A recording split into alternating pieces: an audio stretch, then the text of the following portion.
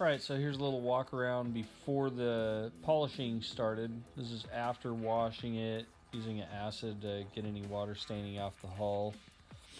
The whole boat's pretty oxidized, but the blue is the most obvious.